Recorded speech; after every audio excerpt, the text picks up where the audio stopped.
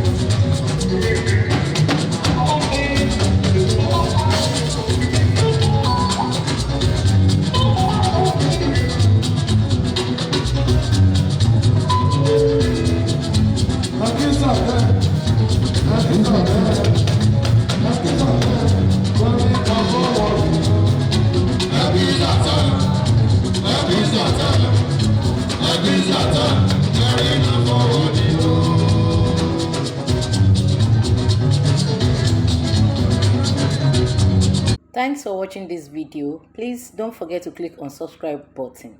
Kindly comment and share. We drop new videos daily. Thank you. God bless you.